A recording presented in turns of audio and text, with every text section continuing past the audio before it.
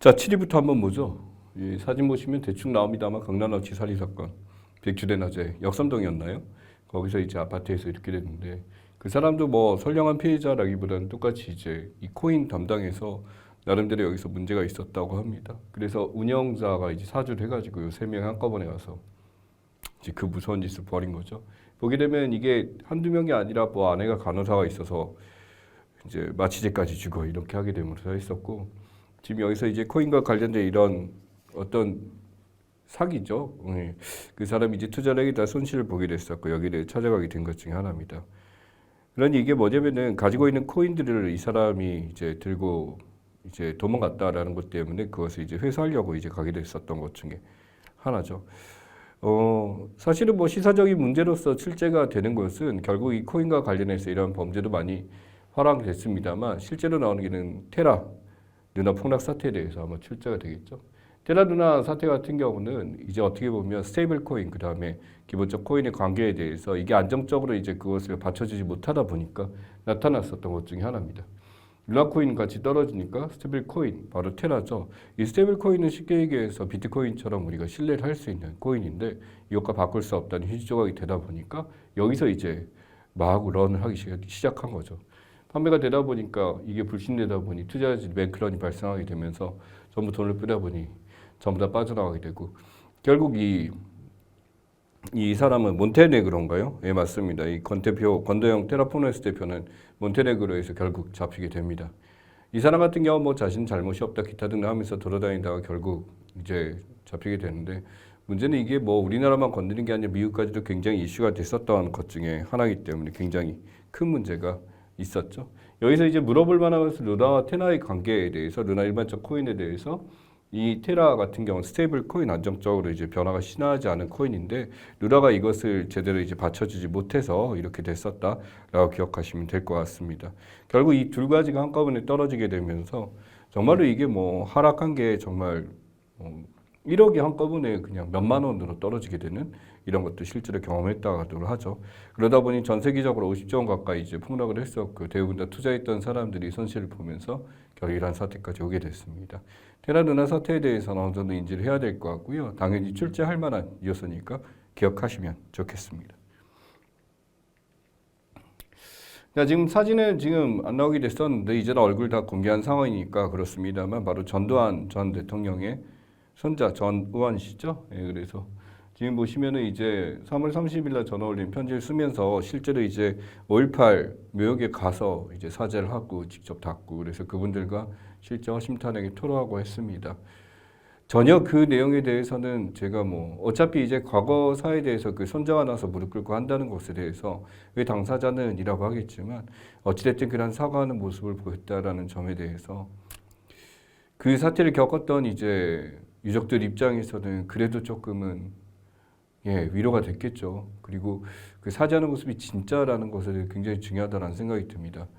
당연히 이 전두환 씨 쪽에 세우는 이제 대단한 돈을 이제 가지고 있는 상황에서 당연히 이게 그 손자 일탈처럼 여기게 되고 얘가 뭐 마약을 했다더니 문제가 있다더니 이런 것을 뉴스로 돌리면서 어떻게든 덮어보려고 했지만 그래도 나름대로 위로가 됐다는 점에서 큰 의미가 있고요. 두 번째는 이제 이 사람이 얘기한 것들 중에 바로 이 전두환 전 대통령이 재산이 이제 26만 원밖에 없다고 얘기했지만 실제로 추징할 수 있는 재산이 굉장히 많았죠. 본인한테도 이제 아파트가 있었다라고 하니까 이게 바로 뭐냐면 재산들을 전부 다 이제 어떤 자기 자식들한테 이제 나눠서 하게 되다 보니까 그 재산의 양이 말도 안 됩니다. 그러다 보니 당연히 그렇게 은닉해서 모아둔 재산들은 추징을 통해서 이제 가져야 됩니다만 이게 쉽지 않다는 게 문제죠.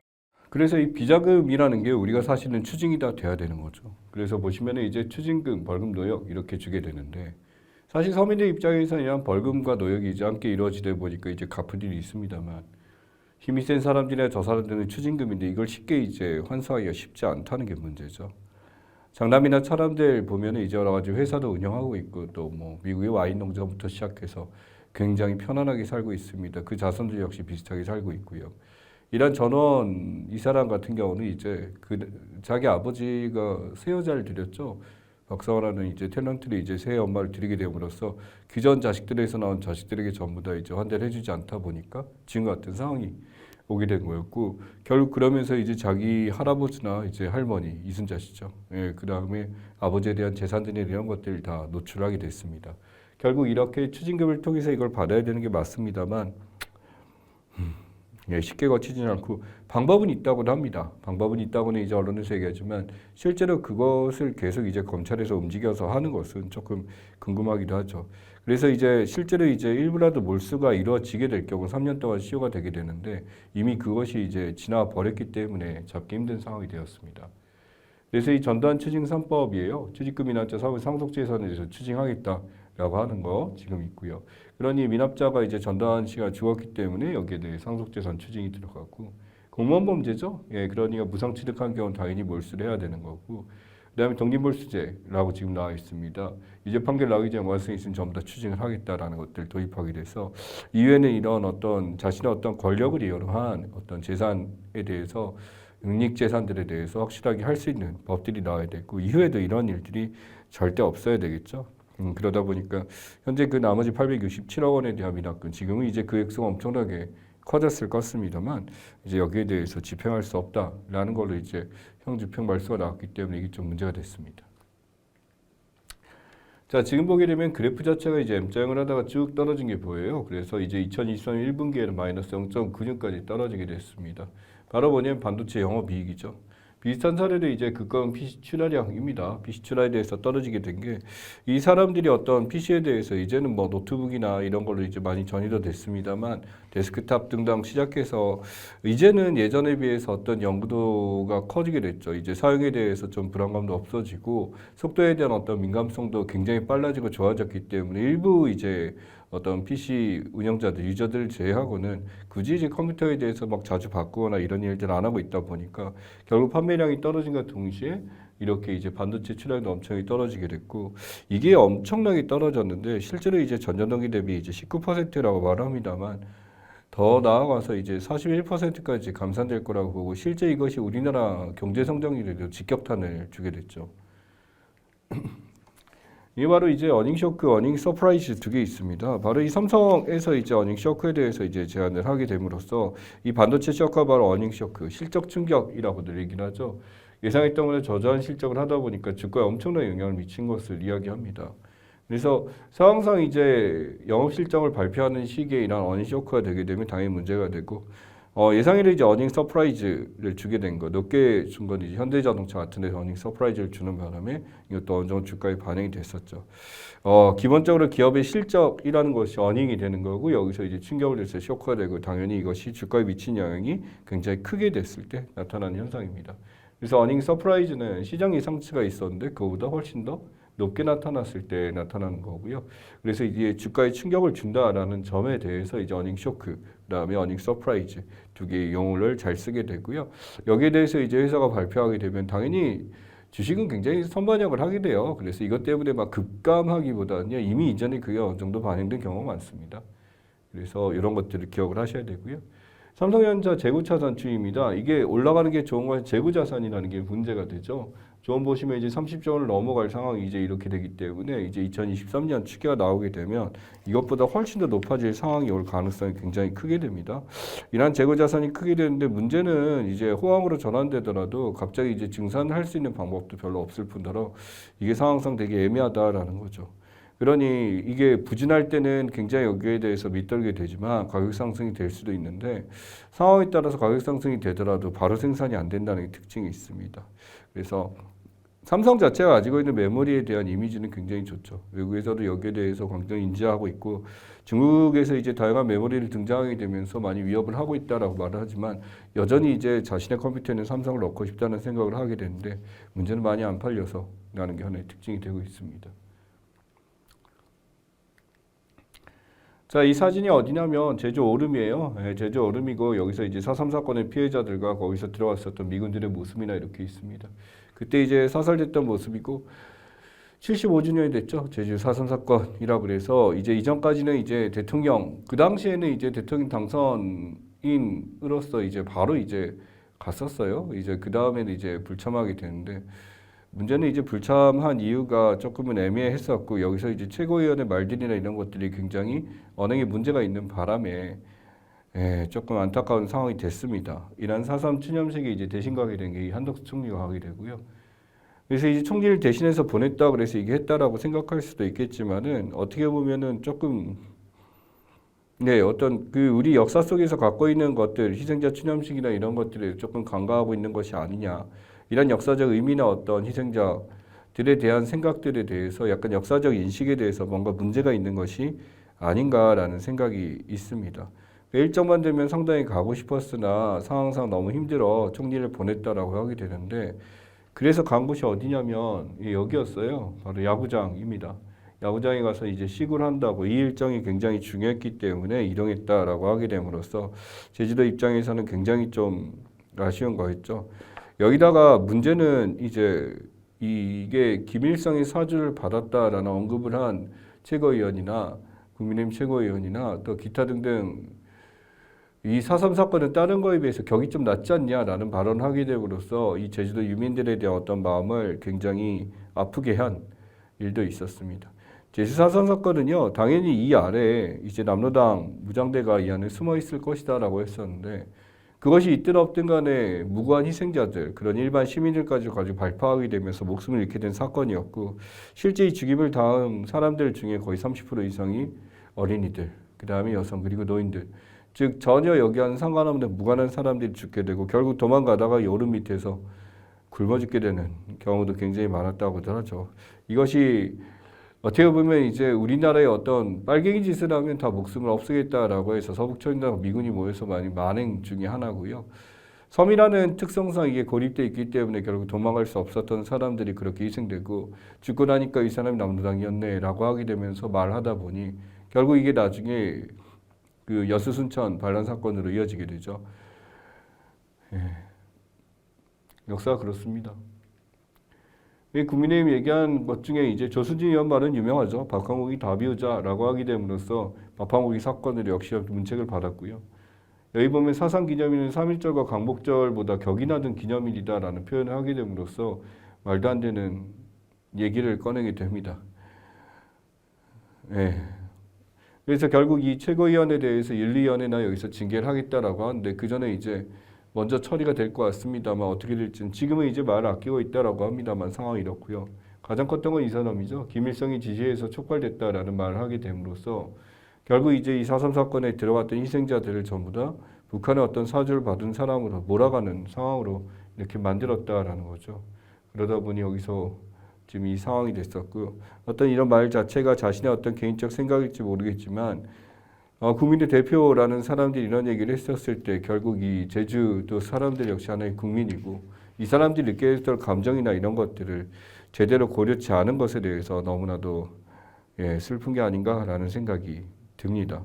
그래서 어떤 이런 폄훼나 이런 것들이 이제는 사라져야 될 거고 이게 얼마나 후폭풍이 큰지를 미리 인지를 해야 되겠죠. 여러분들이 이제 4.3 사건이 무엇인지 반드시 기억을 하고 가시는 게 중요하다라고 말씀드리겠습니다. 자, 정자교 붕괴죠. 이 정자교 붕괴 성남시에 있는 이제 정자동에 있는 다리 자체가 붕괴가 됐었고 이 다리 자체가 왜 이렇게 됐을까라는 것에 대해서 지금 얘기가 나온 겁니다. 한 명은 사망을 했고요. 한 명은 이제 허리를 다쳐서 이제 사상자가 발생한 것 중에 하나죠. 이게 비가 오는 가운데 교량이 갑자기 무너져서 된 건데 이 교량이 만든 방식 자체가 조금 이제 다르기 때문에 그렇습니다. 한쪽을 갖고 지탱하는 시스템으로 이렇게 만들게 되거든요. 그러다 보니까 이게 형태 자체가 이게 안정성이 있다. 과거에는 그랬다라고 볼 수 있지만 이게 캔틀레버 지금 이 한쪽만 있는 거예요. 외팔고라고 해서 한쪽만 이제 부딪히게 되겠고 한쪽에는 이제 받침목이 없는. 우리는 보통 의자를 하게 되면 양쪽에 이렇게 있어야 되는데 뒤쪽에만 이게 있고 이게 전체를 받치는 시스템으로 만들게 된 거죠. 그러니까 지지대가 없다 보니까 일반적으로 하중이나 무게에 대해서 취약할 수밖에 없게 되는데 이러한 사고를 만들게 되었습니다. 그래서 이 국토안전원에서 조사를 하고 211개 전면적인 기후 안전점검을 하겠다라고 하는데 항상 이런 안전점검이 과연 없었을까라는 생각을 해봐요. 안전점검이 있었겠죠. 있었는데 이러한 것들이 제대로 시행되지 않았을 가능성이 매우 크다라는 생각도 있고요. 결국 이런 식으로 불안감 해소하겠다 갑자기 나오게 됐습니다만 결국 지금 이러한 상황에 대해서 먼저 이제 안전점검이 시행이 되고 이것은 비단 정자교뿐만 아니라 이 다른 지역에 있는 모든 다리나 모든 이제 안전시설들에 대해서 점검이 이루어져야 되겠죠. 항상 이런 사고가 나게 되면 먼저 이제 이런 것을 왜 제대로 검사하지 않았나라는 거에서 비판할 수도 있을 겁니다만 이제 주변에 있는 경기도 전체에서는 전수조사를 한다거니 다른 지역도 전부 다 해야 될 필요를 느낍니다. 이 중대산업재해로 들어갈 것이냐라고 하게 되는데 우선 사망자 1명 이상 발생하면 들어가고요. 부상자 2명 이상. 그래서 여기서 이제 대통령은 여기서 3명 이상 발생하게 되면 여기서 들어가는 것 중에 하나입니다. 이러한 중대산업재해라는 것이 있고요. 중대시민재해라는 것이 있습니다. 시민재해 같은 경우는 이제 시민들이 이제 다치게 된 거죠. 건축물이 하천시설에서 이렇게 됐을 경우. 그다음에 공중교통시설이나 이런 철도나 이런 사고가 났을 때 여기서 하게 되면 사망자 발생 시 당연히 여기서 이제 경영 책임자에 대해서 처벌이 들어가게 되고요. 문제가 생기게 됩니다. 현재 이 사례 같은 경우는 중대시민재해에 들어가게 되는 것 중에 하나가 되죠. 그러다 보니까 인명피해가 주는 거에서 국민적으로 이제 우리 국민을 제대로 보호하지 못했다는 정부의 책임으로서 이것을 탕감해야 되는 상황이 왔습니다. 자, K-칩스 파업이에요. 투자 효과 자체가 56.7조까지 올라갈 것이다 라고 하게 되는데 실제로 이제 국내 투자액에 비해서 이제 투자 작업 순유출액이 훨씬 더 역전된 사태가 2022년 나타나게 됐고 미국의 여러 가지 법들이나 기타 등등 중국과의 경쟁력을 통해서 이러한 유출액이 더 커질 수도 있겠다라는 생각을 하다 보니까 문제가 됐죠. 이게 일종의 반도체 세액 공제가 되는데 기업의 세부당 경과물 효과도 이렇게 큽니다만 이것을 통해서 재투자가 일어나서 이런 투자 중대 효과도 굉장히 크기 때문에 이 K-칩스 법이 큰 의미가 있다라고 얘기를 하게 되죠. 이것 또한 이제 대기업보다 중소기업이 좀 더 이득을 많이 볼 수 있도록 약간 10% 정도 더 이득을 볼 수 있도록 시스템을 만드는 것 중에 하나고요. 실제로 어떤 이러한 것들이 이제 만들어지게 되면 이 디스플레이나 이런 반도체나 이런 쪽에 들어갔을 때 다른 이제 낙수 효과들이 있게 되죠. 대기업이 이렇게 성장이 하게 되면 여기에 하청을 하는 중견 기업들이나 기타 등등 다른 데서 한꺼번에 이득을 보는 효과가 나타납니다. 이것이 바로 낙수 효과죠. 대기업 소득이 증대화되게 되면 투자가 늘어나게 되고 결국 이제 경기 부양이 서민 경제까지 들어가게 된다. 근데 문제는 이런 낙수가 많이 떨어져야죠. 낙수가 이제 제대로 되면 좋겠는데 이게 제대로 안 되게 되면 문제가 되고 특히 IMF 같은 경우는 이러한 그 낙수 효과라는 것보다는 오히려 대기업만 이득 보고 밑에 있는 서민들만 죽어나가는 그런 상황을 자행했기 때문에 과연 이렇게 될까라는 거. 근데 성장 우선을 기대하는 쪽에서 많이 기대하고요. 분수 효과는 반대로 대기업의 세금을 많이 매기게 되면은 이러한 경제복지 혜택, 서민들이 얻어가는 게 맞긴 했다라고 하게 됨으로써 이 경제복지 혜택이 소비로 이어지기를 경기 부양된다. 이제 반대의 효과를 이야기합니다. 이것은 이제 분배 우선론이라고 하는데 약간은 이제 여기서 이제 경직될 수 있는 경제 구조 때문에 무서워서 잘 못하는 방법 중에 하나가 되죠. 그래서 낙수 효과, 분수 효과의 두 개의 비교에 대해서 조금 기억하시고 K-칩스 법이 어떤 것인지 조금 기억을 하고 가시면 좋겠습니다. 기본적으로 반도체에 대한 세액 공제를 늘린다라고 기억하시면 될 것 같아요. 자, 사우디아라비아 고유가 경제성장 독자적 외교행보 강화 나왔는데 이러한 사우디아라비아와 다른 나라들과 굉장히 커지고 있습니다. 기본적으로 탈미국, 중국까지 손을 얹고 다각화돼서 우리나라로 왔었죠. 탈석유입니다. 이 석유라는 것에 대해서 어느 정도 한계가 있다라는 것을 이해를 하고 있고요. 그것을 벗어나기 위해서 사우디아라비아가 굉장히 다각화된 외교를 진행하고 있다라는 거죠. 그러다 보니까 이제 중국과도 당연히 만났고 미국도 만났고 여기에 대해서 어떤 미국의 영향력을 줄이겠다라는 것이 여기서 나타난 게 된 것 중에 하나입니다. 이게 어떻게 보면은 이러한 사우디아라비아와 관계에 있는 수많은 나라들의 입장에서 봤을 때 사우디가 나름대로 어떤 중립적 외교를 취함으로써 자신의 어떤 위치를 좀 더 높이겠다라는 걸 보여주게 되는 거죠. 이렇게 된 게 바로 이 페트로달러입니다. 이 미국이 가지고 있는 달러라는 것이 일종의 기축통화, 가장 기준이 되는 통화 역할을 합니다만 이러한 기축통화의 역할을 과연 계속할 수 있을까라는 것에 대해서 사람들의 의구심을 충분히 품을 수가 있습니다만 기축통화가 되는 이유는 그렇습니다. 이 석유에 대한 주도 결정통화고 석유를 쓰지 않는 나라는 없죠. 그러다 보니까 석유 결제 통화 자체가 가장 기준이 되는 통화가 될 수밖에 없는 것을 이야기합니다. 원인은 오로지 달러로만 거래되죠. 기준이 그렇게 됩니다. 그래서 이 페트로 달러 체제 때문에 그렇게 되는데 만약에 이제 사우디와 중국과 손을 잡고 위안화로도 결제가 가능하게 한다라고 하게 된다면 우리는 이제 달러에 대한 어떤 신뢰도 자체가 낮아질 수도 있겠다라는 생각을 하는 거죠. 이 달러 자산을 많이 갖고 있는 사람들 하면 아무래도 기존에 있었던 부자들, 그다음에 보수층이 많을 겁니다. 그러니 자신이 갖고 있는 위치 자체가 흔들리는 것을 막기 위해서 이런 사우디가 중국이랑 손을 잡는 것을 좋아하지 않는 사람들도 많이 있을 거예요. 근데 이게 어떤 지정학적이야 달러로만 받겠다 하다 보니까 이 달러 패권을 누리게 됐었다. 달러가 가장 기본이 됐다라는 생각을 하게 된 거죠. 그러다 보니 이게 결국 이 석유가 떨어져 나가게 되면 이 기축통화 자격이 없어지게 되고 이 기축 자기가 없어진다는 기축통화의 어떤 위상 자체가 떨어지게 될 거고 다른 통화들의 위협들이 계속되게 될 겁니다. 이게 어떤 달러에 대한 신봉 자체를 흔드는 거기 때문에 이건 어떻게 보면은 화폐 전쟁의 또 다른 모습을 보여줄 수도 있겠죠. 이 페트로 달러가 어떻게 움직이냐면 미국의 어떤 석유 공급, 미국채를 구입하게 되면은 경제적 군사적 지원을 사우디 하게 됩니다. 신흥국은 당연히 석유의 수요를 하게 되는데 웃긴 게 산유국에서 석유를 구입합니다. 구입하게 되면 판매를 하게 되죠. 그러면 여기서 이제 수입 지출, 미국의 어떤 자본을 사게 되고 상품을 수출하게 되고 여기서 또다시 이제 달러가 왔다 갔다 하게 됨으로써 이 달러와 석유 간의 어떤 삼각상 거래 때문에 이런 페트로 달러 기축통화 위치를 갖게 됐었다라는 거죠. 그런 이러한 오일머니와 기축통화, 달러에 대한 얘기를 하게 되는데 결국 이 중동국가가 미국과의 관계에 대해서 어느 정도 이제 떨어뜨리게 됨으로써 이게 지금 나중에 경제에 미칠 영향이 굉장히 클 수 있다라는 것을 유추할 수가 있습니다. 기축통화의 수명인데요. 그 당시 나라들이 이제 잘 나갔었을 때 특징이죠. 포르투갈, 스페인이 이제 패권을 잡았던 이제 무적 함대 시절이 존재하고 네덜란드 동인도 회사를 통해서 이제 기축통화를 유지하다가 프랑스가 이제 어느 정도 유지를 하게 되고 그다음 영국, 대영국이 브리튼이 이렇게 20년까지 잡게 되다가 이제 나중엔 1921년 미국이 이제 브레튼 우드 체제나 기타 등등을 통해서 이 달러를 완전히 채권을 잡게 되고 석유까지 가면서 지금 이렇게 됩니다만 이게 어떻게 변할지는 모르겠다라는 거죠. 기축통화의 의미에 대해서 조금은 알고 가셔야 될 것 같고요. 이러한 것들이 지금 경제 구조상 변할 가능성이 있다라는 거 나와 있습니다. 자, 해양제한 구속영장 청구예요. 지방선거 공천 대가로 7천만 원을 이제 받았다라고 하는 거. 여기서 이제 운영경비 5,750만 원까지 돈을 받게 됨으로써 결국 체포동의안이 가결되게 됐죠. 문제는 여기서 이제 체포동의안이 가결됨으로써 이제 이재명 이하 이제 기타 등등 이제 노무래 의원이나 민주당 의원들은 거기서 이제 가결안이 부결시키게 됨으로써 우리는 이제 가결시켰는데 너네는 부결시켰다라고 하게 됨으로써 상호 간의 어떤 민주당 공격이 시작되는 게 바로 이거죠. 기본적으로 이런 체포동의안을 굳이 가결해서 잡아야 되는 이유는 바로 이제 이 국회의원들이 가지고 있는 특권이 불체포 특권 때문입니다. 여기 보시면 특권 중에 보시면 불체포 특권 있죠. 또는 면책 특권, 탄핵 대상제. 그래서 가장 기본적으로 국민의 대표법이 있는 사람 불체포 특권. 이제 회기상에서 또는 이제 어떤 국회상에서 일어나는 일에서는 체포되지 아니한다라는 것도 이제 분명히 존재하고요. 그 다음에 몇 가지 면책 특권도 굉장히 많이 있습니다. 우리가 알고 있는 기본적 벌금이나 이런 거 거의 내지 않고요. 그러다 보니 의무도 있죠. 청렴하고 국유우선, 직무선, 직권의 재산증식 금지 이런 것들도 있는데 누가 지키나요?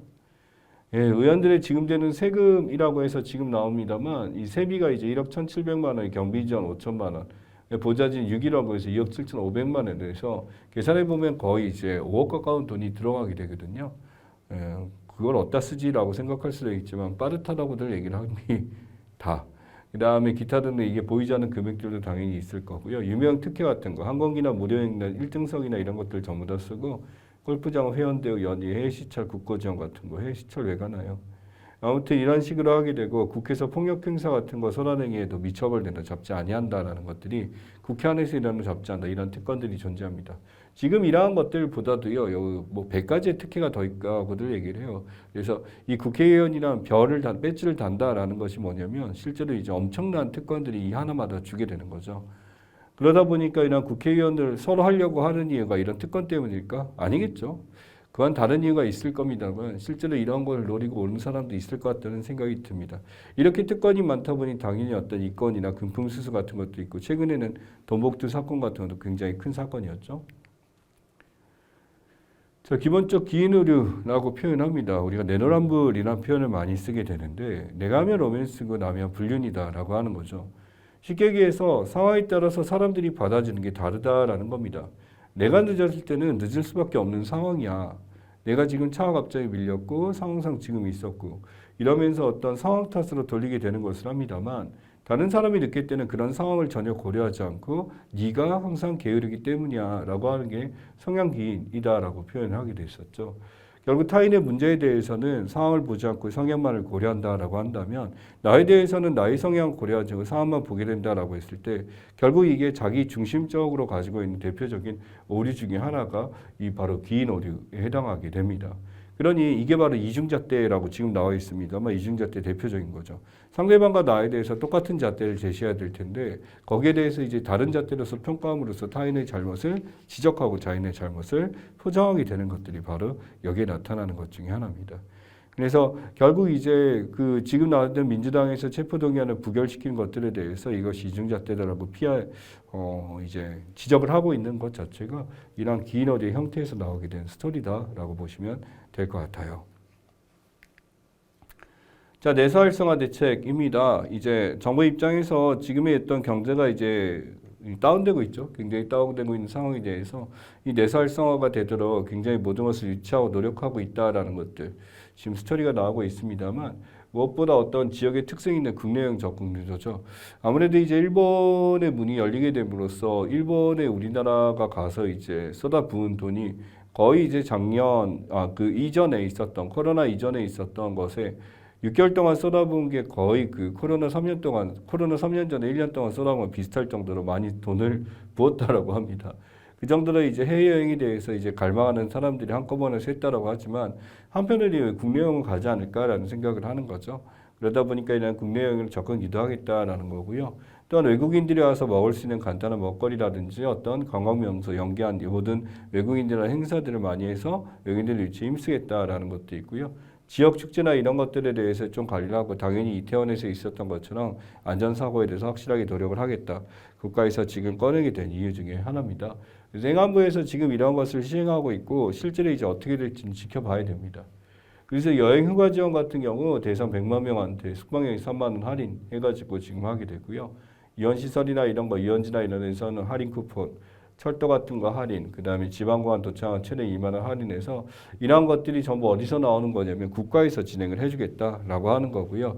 중견기업 근로자나 기타 등등 통해서 이런 내수 활성화 대책 이런 걸 알고 있다라고 한다면 여러분이 여행 갈 때 하나의 아이템으로 꾸밀 수도 있는 것 중에 하나가 되겠죠.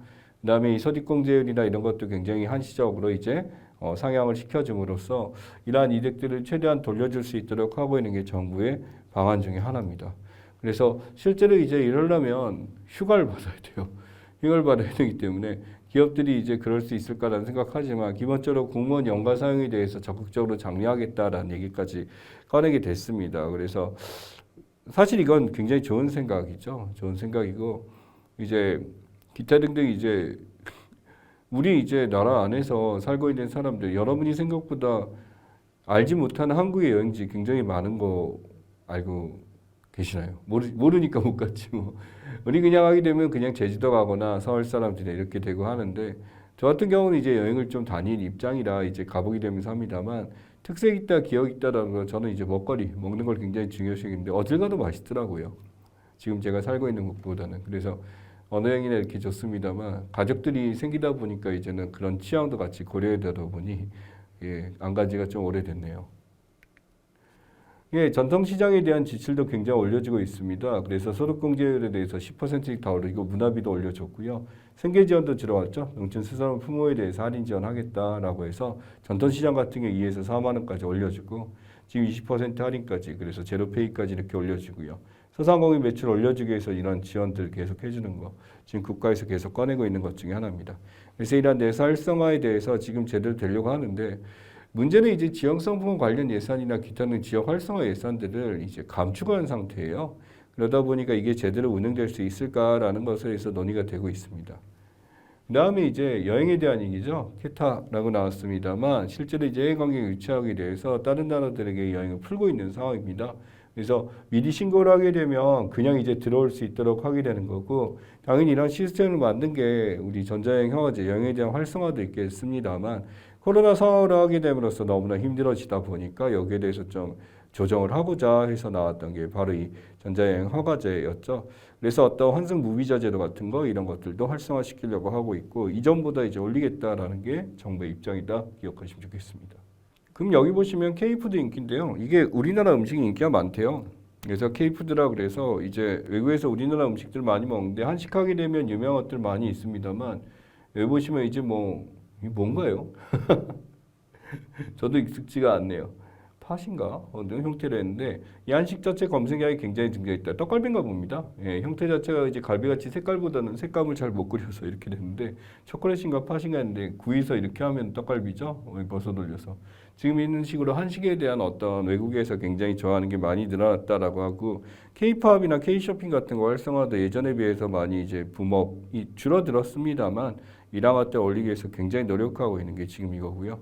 K-뷰티. 사실은 이제 K-뷰티라는 것에 대해서 화장품을 가장 많이 구매했던 나라가 중국이었습니다만 이 중국이 이제 문이 닫히게 됨으로써 예전만큼 그렇게 효과를 못 보고 있는 실정이죠. 예, 그러다 보니까 다른 K-푸드에 대해서 검색량이 가장 크게 증가인데 이건 우리가 생각해야 될 게 검색량이 증가를 얘기하는 거지 실제 량을 표현한 건 아니죠. 검색이 증가됐다라는 거지. 그런 실제 이제 조사한 거나 이렇게 해보면은 조금 더 이제 다른 나라가 클 수도 있습니다만 어찌됐든 관심에 대한 열풍이 어느 정도 올라갔다. 이거는 제가 보기엔 드라마의 효과가 좀 클 거라고 생각이 들고요. 가끔 K-팝 스타들이 이제 브이로그나 기타 등을 통해서 음식을 보여주게 됨으로써 이런 게 아닌가 싶습니다. 자, 여기 보시면 의전원에 대한 얘기 나왔어요. 의전원 완전 전환하겠다라는 데가 이제 15개 교가 있습니다. 그래서 의과대학이 지금 있는데 2017년에 의대로 전환하겠다라고 하는 거. 그래서 두 개로 변환하는 데도 있고요. 그러다 보니 의전원을 그대로 유지한다라는 데 대해서 2020년 의대 전환학과 4개교, 2017 의대 전환을 미리 한 데가 이쪽에 있고요. 그 다음에 의전원과 의대를 병행하겠다라는 대학들도 지금 여기 눈에 띄고 있고 미전환, 의대 그대로 그냥 가지고 해서 의전원 운영 안 하는 데도 이렇게 존재하게 됐습니다. 결국 의과대학이 316가가 된다면 의전원이 이제 남아있는 게 이거밖에 안 되게 된 거. 순수 의전원만 가지고 이게 된 게 이거밖에 안 되는 거죠. 그러다 보니까 현재 지금 2015년 다시 의대 전환하게 됐고 5개만 남은 상태입니다. 그러니 어떤 의전원에 대한 효과에 대해서 지금 이게 과연 맞을까라는 것에 대해서 지금 계속 얘기가 나와 있는 것 중에 하나가 지금 얘기고요. 대학별로 지금 했는데 이 부산대에서 지금 나왔던 거는 바로 뭐냐면 이 조민씨 입시 의혹에 대한 이야기죠.